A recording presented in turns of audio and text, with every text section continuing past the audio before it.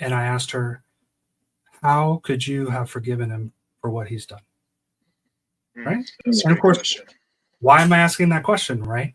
Because that's the one I want the answer to, right? In my own struggle.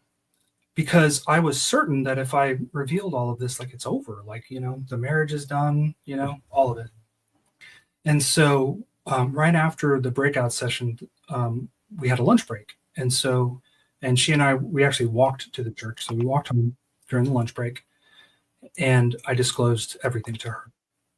Everything that I had done, I told it to her, and I was like shaking. I was certain, like, this is it. Like, we just went to a marriage conference. We're going to have a divorce right in the middle of a marriage conference. And so what surprised me was she didn't get angry. She had compassion and empathy for me. She forgave me. Wow. And then she confessed some sin that she had been a part of. And so we were like, okay, so now what do we do? I don't know. Let's go back to the marriage conference. And so at the end of it, my wife and I, we decided that we were going to go to therapy. We were going to go to this biblical counselor, this Christian biblical counselor, and get therapy together.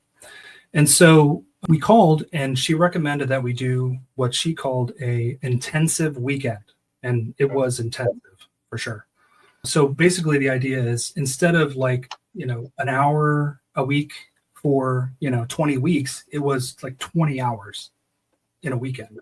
And so, I show up, once again, God's giggling. He's setting me up for what comes next. Right.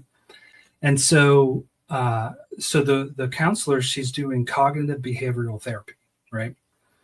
And so she starts with my wife, and she starts asking her questions about her life. And she's got this big old whiteboard. Right. And she starts, as my wife is talking about everything that's gone on in her life, she starts writing down all these things, right? She seems to be interested in certain things, and she starts writing them down. And so by the time my wife is done talking, the whole, whiteboard is taken up with stuff that she's written, right? And then she kind of summarizes it, right? And so basically what was on that board was a long train of male abusers who had abused her over and over and over again, right? And so I realized in that moment that I was just one more abuser in her life. I was the guy at the end of that long train of abuse, right? I was the caboose.